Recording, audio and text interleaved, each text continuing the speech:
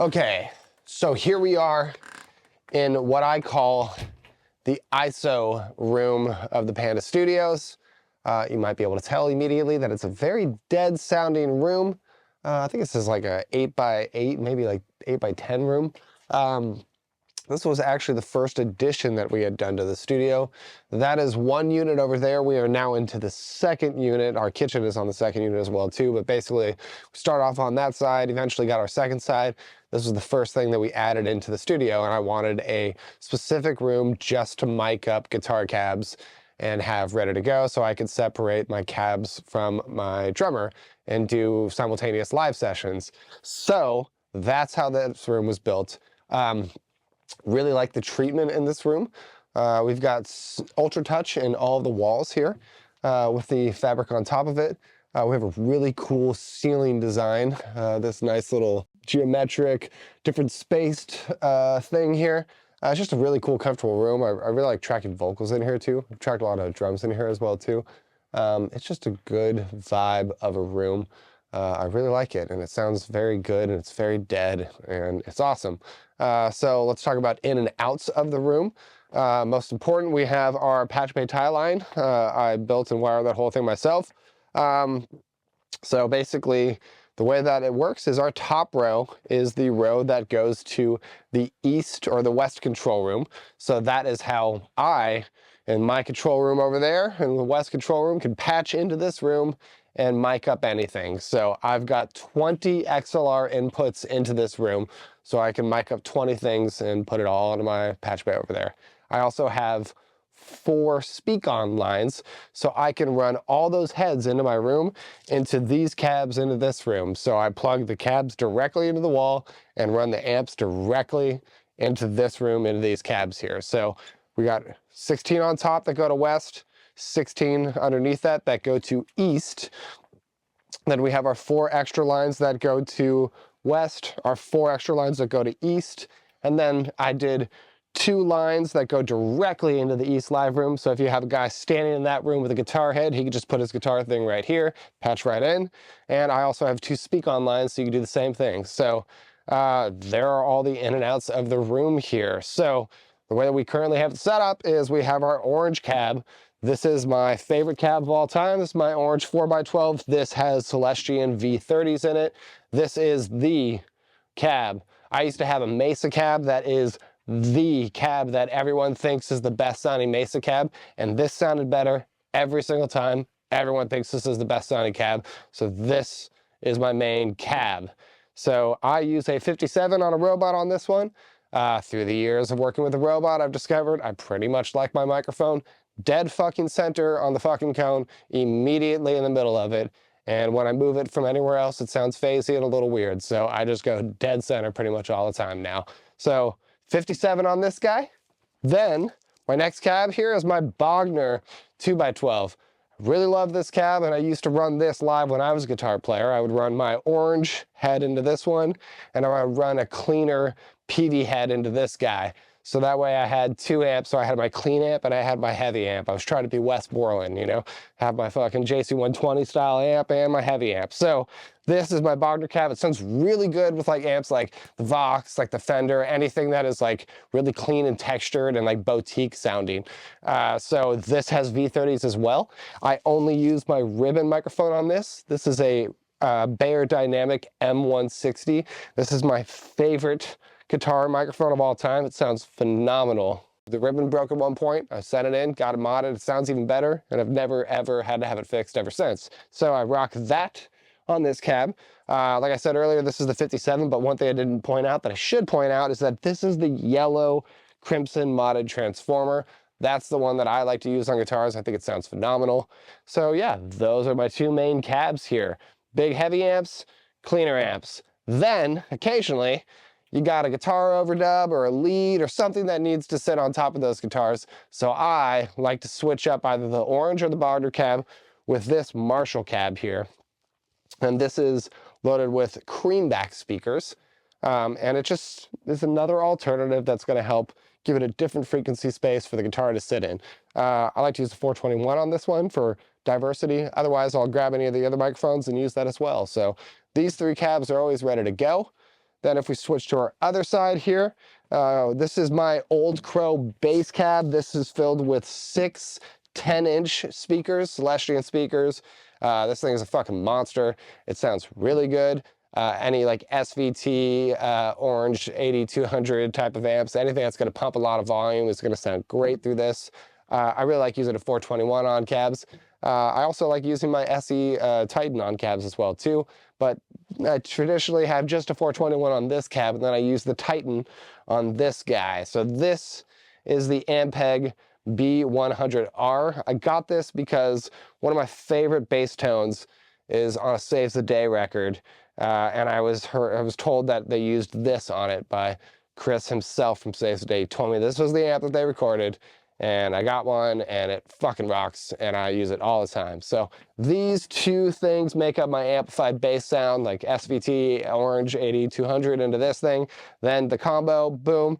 This is my SE Titan microphone. Phenomenal microphone. I got it because Eric Valentine said in an interview a long time ago that he was using this anywhere that he would put a FET 47 and liked this better than a FET 47. So I got one, and it sounds fucking great. Really good on outside kick. Phenomenal on this bass cab. I use it in figure 8 mode. Blowing sounds better in figure 8 mode. And yeah, that is my bass amps there. Then this is my JC120. For those who don't know, this is like the best clean amplifier of all time. Like I said earlier, this is the Wes Borland clean sound. And the reason it was the Wes Borland clean sound is because it was the Metallica clean sound. So that's why he used that as well. So this is a fucking awesome clean amplifier.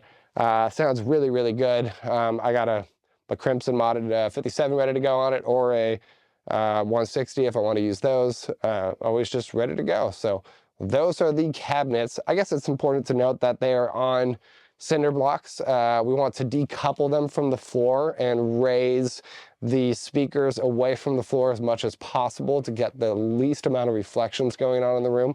The room's already pretty fucking dead. So we're just doing everything we can to try to just get these things isolated as best as possible. So I guess we could talk about some guitars. This is my guitar collection in this room. It starts with this Epiphone Silverburst. I was always a big fan of Tool.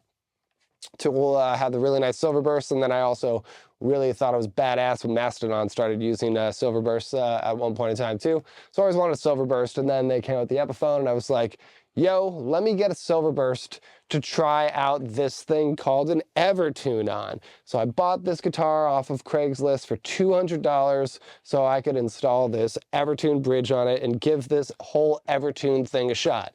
So what is Evertune? Well, Evertune is a device that mounts into your guitar. You have to route a big significant portion of your guitar, aka ruin your guitar, and fully convert it, and it will never be able to be unconverted again after you do it to an Evertune. And what this does is, if you move these strings, you can see that these saddles move too. And this allows this guitar to be set into a range where it can never go out of tune. No matter how hard I bend it, it will not go out of tune. That way I can record a bunch of power chords and a bunch of things like that, and it's perfect. So for example, it should be perfectly, I mean, I haven't played this guitar in years. It is still pretty in tune. So anyways, this was my first Evertune guitar that I did, and it made me convert all of my guitar collection. So I don't really use this one as much anymore. This is kind of like this one's been beat around quite a bit. And it sounds a little dull compared to everything else and a little burly, but it's a really good guitar, and I like playing on it because it feels good. But yeah, this is the one that started the whole Evertune thing. So then we move on to my Les Paul. Like anyone who would be kind of smart, they'd be like, well, I don't want to convert my Les Paul. So I had done my Epiphone before I did my Gibson Les Paul, but I converted it, and it made the guitar even better, and it made it even more likely to be put on a record. So this is kind of my main guitar. This is the thing that I use when I start like most records. I'm kind of like, if you're going to start recording a guitar part that is a power chord, you're probably going to play it on this thing, and then we're going to go from there. Maybe it sounds better on this guitar. Maybe it sounds better on that guitar. We'll figure it out. But this is kind of the main guitar that we start on. Everything that is in every guitar that I have is like highly, highly, highly modified. down to like pickups and like active ingredients inside of it. So for example, this guitar has got like upgraded pickups, and it also has push-pull pots so that you can turn this whole thing into single coils. This guitar over here, like we had just talked about, this has like Tom Anderson pickups. These are like really cool, like unique pickups. So everything is like upgraded a little bit and made better than what it actually came as. This guitar here, this is my Gibson SG. This is my most important guitar in the studio here. This is the guitar that I played on all of my tours with, like Heavy Heavy Lolo. Like I took this guitar to Australia and played this thing with me. This is my main guitar. We had an unfortunate accident where someone stepped on one of the input jacks and it broke the faceplate of the guitar. So we had to strip it down and get it repainted. So I got it painted sparkle white. It was like this like ugly white that was like fading and turning yellow. So I had to get the whole thing redone. So anyways, it's now this beautiful sparkle white color. We filled in that front, converted it to a side input jack here, and then we added these really nice locking tuners up here and painted the faceplate here white as well. This was a white headstock. So yeah, beautiful guitar. It's got upgraded Duncan pickups in it. I think this is a Duncan custom hybrid in the bridge here. I think it's probably just a JB in the neck. But again, you got your push-pull, everything is modded on here, Evertune guitar. This is one of my favorite guitars. We used it all over the new Spirit World record. This is another go-to. Like I said, my personal favorite guitar. This is my beauty. This is my little baby. Then we move on to a fun one here. This is a Gibson Les Paul Jr. Wanted to have one that had a P90 pickup style thing in here, so we got this guy. And we Evertuned it as well. So this is a really fun guitar. The only thing that sucks is P90s have a bunch of noise, so you kind of have to deal with that. But yeah, there it is. Rockin' ass guitar. Really cool for like overdubs and power chords and any, really like snarly like octaves and leads like that. So super cool. Next, this is one of my favorite fucking guitars. This guitar fucking rocks. This is a Squier Supersonic. I've always wanted one of these guitars. First time I saw this was in a photo with Omar from At the Drive-In, and he was playing one, and it looked wild because that fool is a left-handed player. So it looked normal, but it's really weird because like the volume knobs are up here. So actually what it is it's a right-handed guitar that's meant to look like a left-handed guitar. So it looks crazy. It looks like you'd want to play it like a lefty, but actually it's meant to be played this way. So that dude from At the Drive-In was playing it like this. So it looks kind of more traditional this way, but it is actually meant to be this. It's reverse headstock.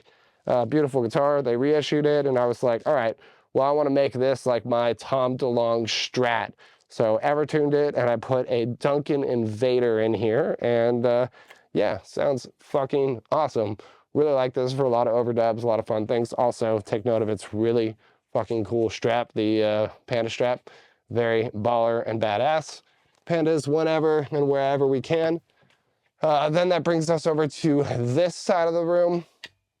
This is my Strat. One of my favorite guitar players of all time is Albert Hammond Jr. from the Strokes. And I've always wanted a Strat. And then Daft Punk's album Random Access Memories came out, and Nile Rodgers was playing a Strat over it and making some of the coolest Strat shit I had heard in a minute. And I was like, that's it, I'm buying a Strat. So I bought this Strat for $300. You'll kind of notice a theme of all these things that I talk about with all my gear. I like really cheap shit. I think really cheap shit is really cool and really inspiring because I could have a bunch of different ones. I don't believe that a guitar should cost over $300. I think you can get really, really, really good stuff for really cheap. And then you can modify the fucking shit out of it. So I got this for $300, then modify the shit out of it by putting all brand new pickups in it. And this thing has a really cool pickup in it. It's got a Duncan P rail. And the way that this works is that if I pop up this tone knob here, this is now using the P90 right here. But if I pop it down, both of them down, this is now a standard humbucker using the hot rail and the P90 as the humbucker. If I pop my volume up here, it is just the hot rail, just using that single coil there. And if I pop both of them up, it is a humbucker, but instead of being in series, it is in parallel and or out of phase or whatever, which gives you another tone. So in the bridge pickup, you've got 4 different tones. You got 1, 2, 3, 4. And then if you want to combine it with this pickup right here as well too, oh, Jesus Christ, you got another 4 tones. So you got 8 tones right there. Super cool, really versatile guitar. I love this. This is one of my favorite things to play. Also ever-tuned, obviously. Love maple fretboards, real big fan of it. This guitar rocks. Also, you know, I upgraded it by putting the gold pickguard on it, and it just rocks. I just love this guitar. Phenomenal guitar. Then this is my Telecaster. I got this for, I think, $400. Amazing, gorgeous Telecasters, absolute fucking gorgeous body. Everyone who, you know, like comes through here eventually at some point looks at this thing and is like, damn, that is a really fucking beautiful Tele. It just is a gorgeous body. Even the back looks just phenomenal too, but had this converted with an Evertune on it, sounds better than ever. The only thing that sucks about this guitar is I just hate those old Tele style fucking the through-hole tuners. I want to upgrade those tuners at some point, but it's okay. I never cared enough to do it, but this has a Duncan quarter pounder in it. So again, you can coil tap that or make it the humbucker that it is. Really, really, really gorgeous guitar. Sounds phenomenal. Neck pickup, really good. We use this one a lot. Then this is my ES335. I bought this guitar for $200. No big deal. $200, put the Evertune on it. Then I put a Gibson Dirty Fingers, which is the pickup that Tom DeLonge uses in his 335 model. So this is my attempt to be Tom DeLonge's 335 guitar, but with an Evertune. Gorgeous guitar, feels phenomenal to play, phenomenal sounding guitar, and really just one of the most kick-ass fucking straps here. Panda, rainbow, blue, just absolutely gorgeous. I think Panda's wearing a cape too. It's like flying through the air. Like, it's a fucking badass guitar. Yeah, absolutely love this guitar. One of my favorites. Then next in here is sometimes, you know, you want to drop tune and you want to go heavy and you want to go pretty wild. So I got this Jim Root Jazzmaster. This guitar fucking rocks. I am not a fan of EMG pickups, and I always used to be totally against them. But this guitar sounds great. And I've never thought to change pickups because it just sounds great and does exactly what it's meant to do. I put this really cool impeach sticker on. That was during the old Trump era, so now we don't know which president this means anymore. But anyways, it just reminded me of Kirk Hammett's Biohazard sticker that he had, this big orange one, so I wanted to put that on here because I just thought it looked fucking badass.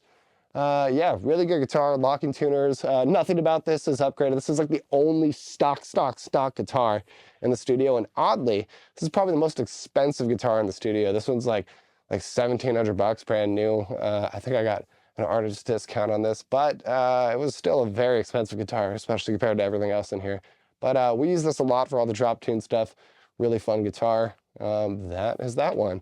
Then we've got this Squier Telecaster that looks like junk, and it kind of is junk. And the whole reason we have this thing is tuned to be our Nashville style guitar. So this gets very rare use. It's in the occasional part where I say, hey, it would be awesome if you played that guitar riff on a Nashville style guitar. What is a Nashville style guitar, Sam? Well, a Nashville style guitar is a guitar that is an octave up from its normal position. So it's basically the strings that you put on an acoustic to make it a 12-string guitar. So it's very unique gauge, but the whole thing is just an octave up. So all these riffs just sound really cool. Cool power chord riffs, open chord riffs, stuff like that. So this is upgraded, has really nice Duncans in it. This is like, you know, less than $100 guitar. The only thing we did is just put the nice pickups in it and then make it our standard Nashville tuning guitar. So if it didn't cost me $300 to get an Evertune bridge and $300 to install it, I would put an Evertune on this, but I would never use this guitar for more than $600 with a guitar bar. So that's why it is an un-Evertuned guitar. Next is my J Mascis Jazzmaster. Love this guitar.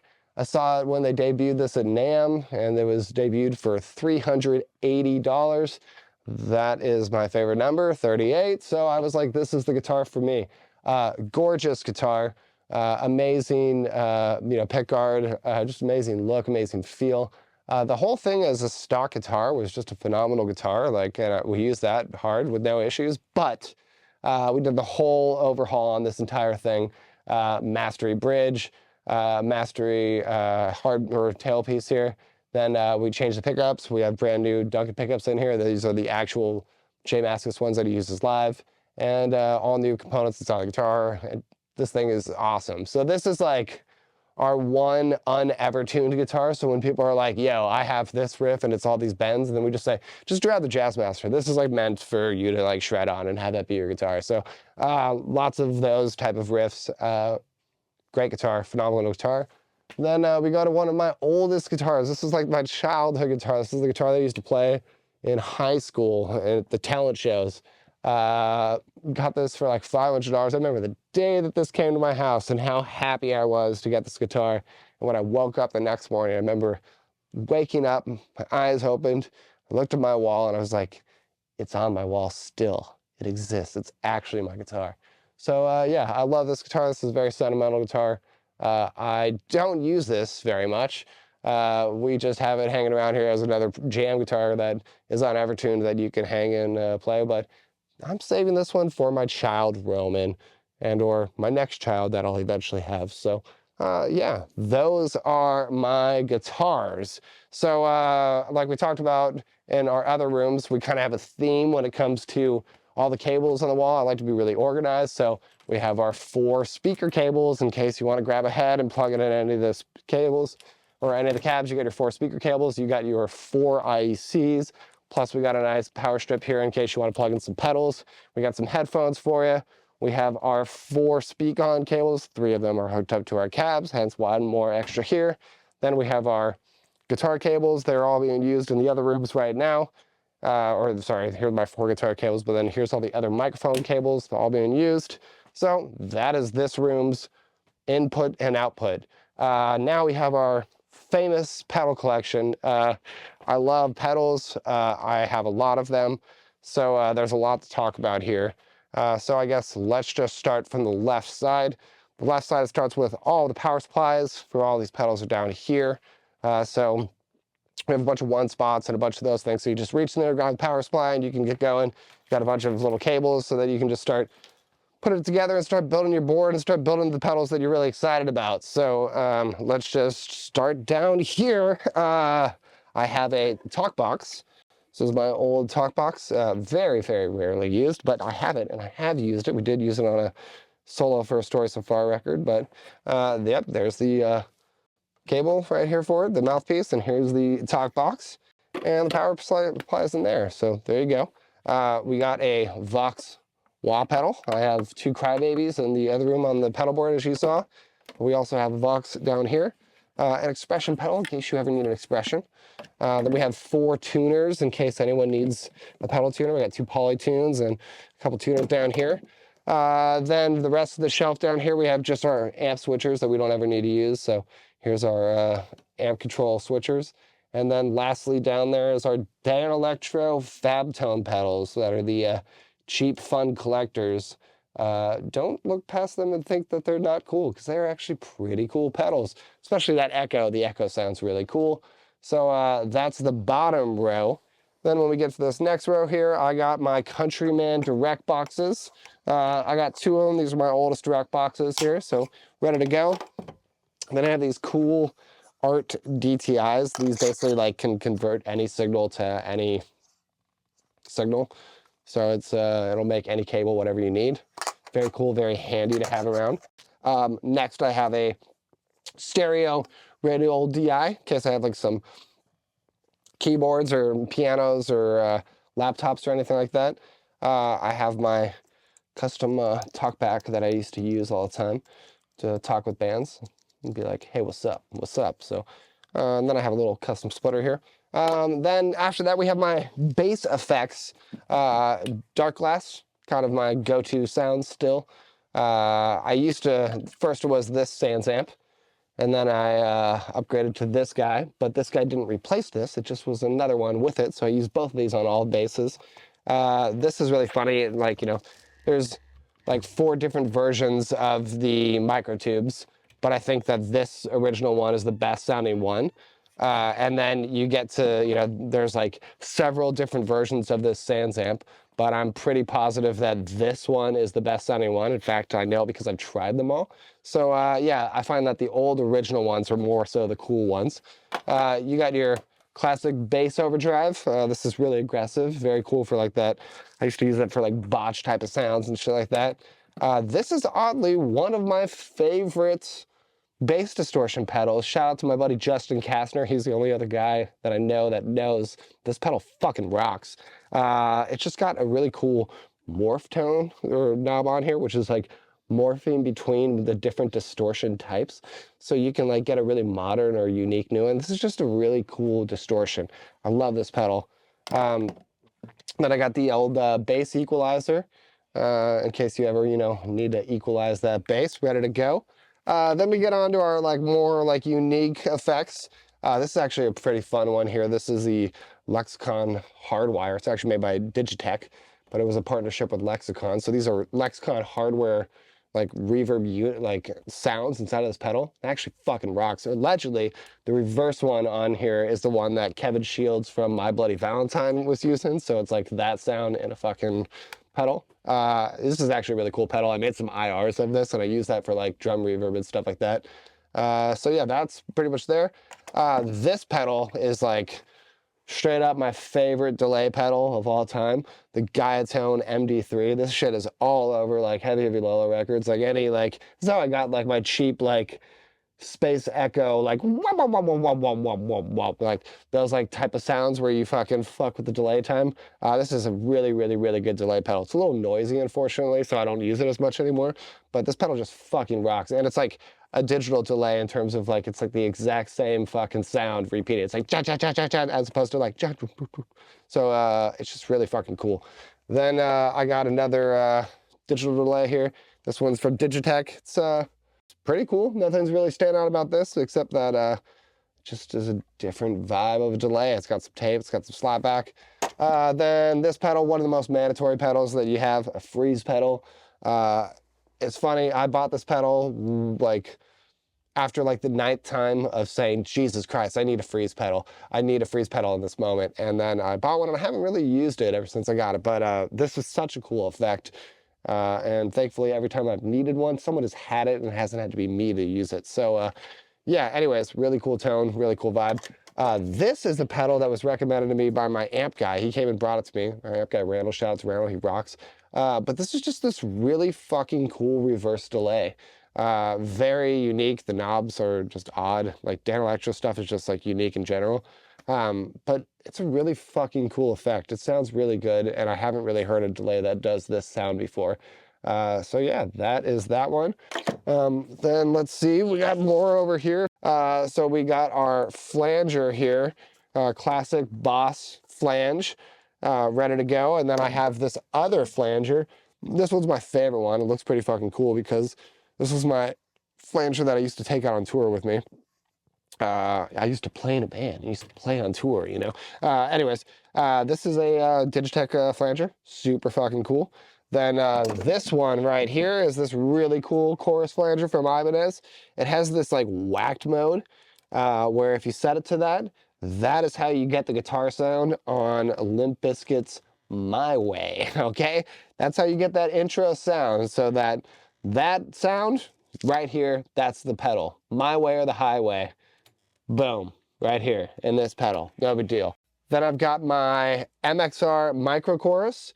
I love MXR pedals, especially because they're all just like one fucking knob. It's really cool, but the only issue is they don't have blend knobs on them, so that's why I added the blend knobs that you saw on my pedal board earlier, and I can control with these. But anyways, cool pedal, very simple pedal. Then the classic Phase 90. I got this when I was a kid and was real in love with Incubus and was like, man, that's the phaser fucking sound that I really want. Really good phaser sound, but then there's a little bit of a different phaser sound for some of the other Incubus stuff and some of the other Westmoreland stuff. That's where the super phaser comes into play. This is a very unique phase. It sounds much different than any other phasers that I've ever worked with before. Cool phaser, and it's green. So boom. Then we've got our super octave. So you can get those 311 guitar tones, you know what I'm saying, dude? Then this pedal is one of my favorite unique pedals ever, the Synthwa. This is like the secret to like lots of fucking weird heavy low sounds. It's this pedal. The bass player Andrew just fucking loves this pedal and always gets weird with it. Really cool pedal. I have never gotten a usable sound out of this personally, but I have recorded dozens of sounds that Andrew has gotten out of this for heavy low stuff. So boom. Then probably the worst pedal in my collection, the Bosch tremolo, the TR2 tremolo. It's like the most popular tremolo. This tremolo sucks. You know why tremolos suck? Because of their tempos. You can't fucking sync their tempos and they're so inconsistent. So I've never gotten a tremolo to like be awesome in my life, but hey, I have this one. So there it is. Then the other cool pedal, this, I wish I knew about this pedal earlier on in my life. I learned about this pedal. I learned that allegedly Garth Richardson really used to like this on guitars and bass. And it's a fucking cool pedal. It's a really good compressor, but it also has this cool tone knob. So you can kind of just like, it's like almost like a tilt basically. So you can just like figure out your fucking tone with this. So this, allegedly you just use this all over guitar and bass all the time. And this thing, it just sounds really fucking good. I have a different compression pedal on my pedal board, but this is one that like sometimes I wish this was on that board. This pedal is pretty fucking cool. So now we go up to the next row, which are all basically boosts. So if we start from the back here, I have the infamous Sun Life pedal. This is the first edition. This is the one that everyone was selling for like $3,000 before they released the other reissues of this one. But yeah, I got one and here it is and it rocks and it's pretty fucking cool. Use this on some weird shit. I really like its like octave thing. I don't really like its distortion most, but it's like octave vibe is cool. Then I've got an Angry Troll. This is a pedal I got because Eric Valentine talked about it one time and I wanted to try it. It's pretty cool. It's kind of a weird gain. I don't know if I'd ever successfully use this for anything, but it's worked in some stuff in the past, but it's unique. And it's also just a cool design, but I guess you use this on some Taking Back Sunday stuff. But yeah, it's just a pretty cool gain. It's got this cool like punch, just like how much more punch you want, man. Yeah, pretty tight. Then, you know, you got your classic MXR Dynacomp. This thing is also a really fucking good pedal. Both of these are really fucking cool. Totally different vibe, even though they're both compression. Just really, both really good pedals. I really like them. Super Overdrive. This is a new pedal for me. This is actually like the newest pedal that I own in here.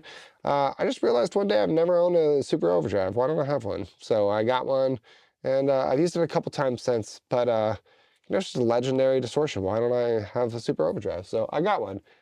Then I have a Metal Box or Metal Zone. This was modded by my homie Chad from Chatterbox. I think he did like the diesel mod is what they call it on this, but it just makes this thing sound way fucking better. It's just really fucking good. I really like this pedal and now it's got a cool blue LED in it and it's just fucking badass.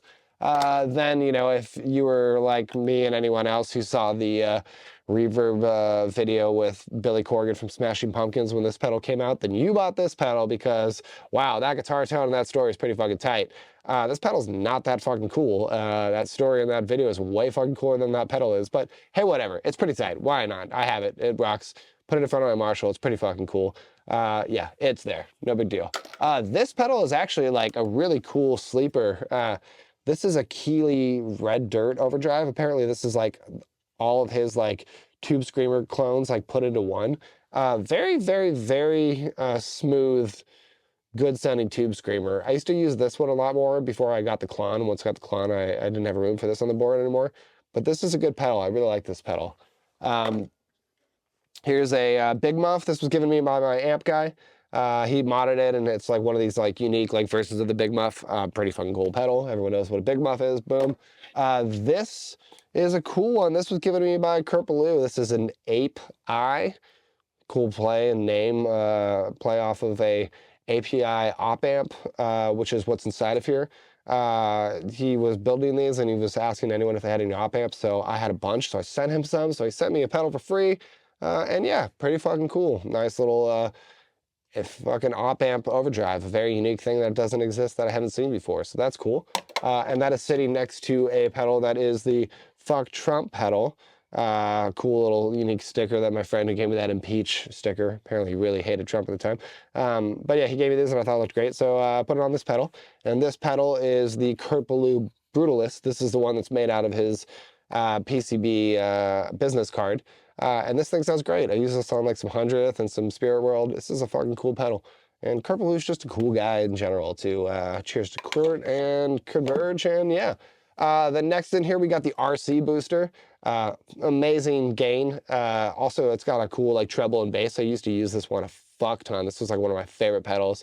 It's just a very like standard gain. It just sounds good. Great pedal. Why not have it? Next is a Rat pedal. This is one of the like old original tight ones. This thing is fucking heavy. I wish you could feel this. It's a really heavy one. One of the original ones. This one sounds fucking awesome. Unmodded, totally original, totally cool. Really fucking cool. Like you can tell like as like all the eventual Rats like kept being made, they like started getting weirder and like with the LED added and all that kind of shit, lighter and whatever. You all know the Rat history, but this one's one of the cool original ones and it's fucking sounds amazing. Next is one of my first pedals I ever bought. This is Ibanez Distortion. This is like that chorus flanger one over here. These are the cool tone locks, so you could choose your knob and then you could push it in and lock the tone into place. Pretty fucking cool design. This was like my first distortion. They had a Tube Screamer one that I didn't get, but this was my first distortion that I like really fucked with. So yeah, I still have it. Don't really use this pedal, but it exists. Next in here is the Comp Torsion. This is from Tech 21, same company that makes the Sans amp. This was a trick that Rich Costy's old assistant, this guy Ross Peterson, told me about. He said to get this and to route like a microphone between kick and snare to this thing because this is the fucking bomb. And it fucking rocks. It's got a really good compression. It's just a really cool thing. Allegedly, they used to run like a 57 in between kick and snare into this, into like an amp and mic it. And that was like the other like snare sound that they would get. So I've tried things like that before. It's pretty cool. This pedal rocks. It's going to be inside of one of my plugins here pretty soon. It's fucking really, really cool, unique device.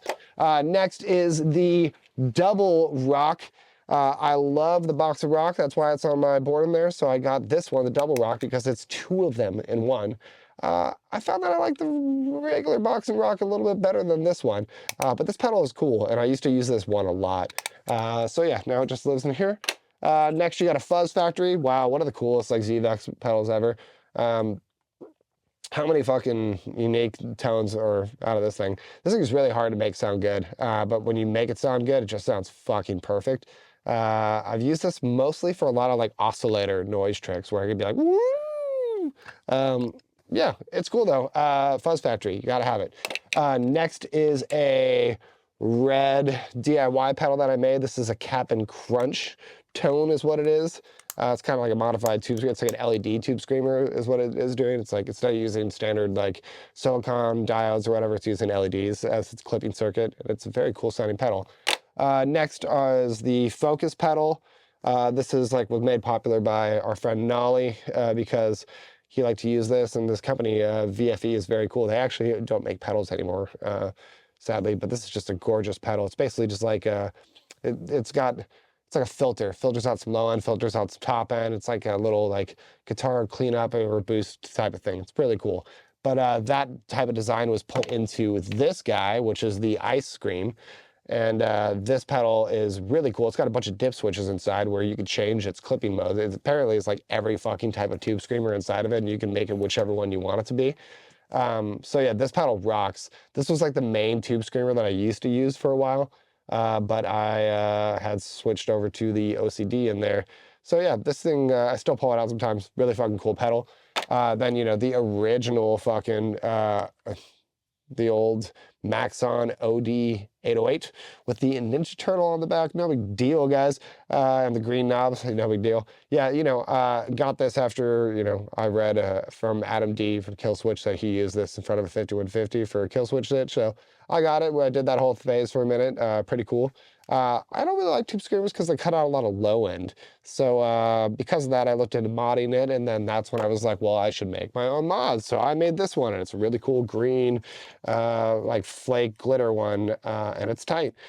So this one has a mod where it actually gives you your low end back, but the problem is that it gets a little too thick. So I was using this for a while, but then I started using it as with a blend, and then I kind of took me down the blend rabbit hole with some overdrives, but this is a really fucking good sounding overdrive.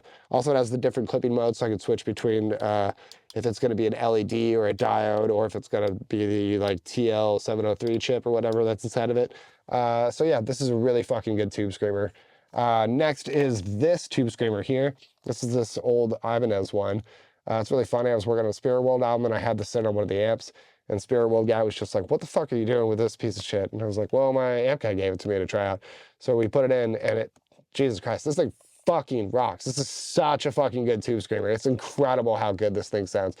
Granted, he modded the shit out of it, and he could do it because it's like a really simple like built-in circuit inside here, but it's this really shitty old fucking Ibanez case, and it just sounds great. Really shitty looking tube screamer, but it fucking rocks. Next is a pedal from this dude Chatterbox. It's the Loud Louder. Allegedly, the Loud Louder is basically just a box of rock, but it's reversed, or I guess it's like just the exact same thing as a box of rock. So I made a mod mine and put a fucking extra knob on it so I could tweak it a little bit more. I had a big love-hate phase with this for a minute. Really loved it, turned a lot of people onto it, and then I got like kind of tired of its sound. Then I guess he did the exact same thing with the old Ironsides pedal, where it was like the same circuit but backwards, and so he made me this cool one with all these Panda stickers on here. Very cute. So yeah, I was using these pedals for a while, had a little phase with them, but yeah, haven't used them too much recently. Then he also made me this cool fuzz. This is actually probably like the best sounding fuzz I have in here. It's just like some like shitty simple like circuit that he made, and it fucking rocks. So yeah, there that is. Then gets to my favorite pedal in the fucking studio, the fucking plasma pedal. Jesus, this pedal rocks. Lights up with its plasma thing, has just like, this is the coolest sounding distortion I've ever heard. This is like the most unique, weird, and cool sounding distortion. This pedal fucking rocks. I got this for the first Spirit World album to fuck with it, and they gifted it to me and left it here. So it is mine. I have a plasma pedal. It fucking rocks. And so, yeah, there's that. Those are all my pedals. The last thing here to talk about are these amazing reamp boxes here. These are boxes that I made. I made 4 of them. And I got these designs from my best friend, Eric Valentine. He sent them to me because this is the same design that is in his now GB tracker. He sent it to me a really long time ago because it's got a custom transformer that actually has the correct impedance step down. So this is basically the GB satellite in 4 different boxes in theory. So these are what I use for my reamps here. So I have 2 in this room and I have 2 in that room, and I could just pick these up at any time and reamp from any room that I want. So that is my pedal collection. That is the ISO booth. And let's get up and let's move into the other rooms.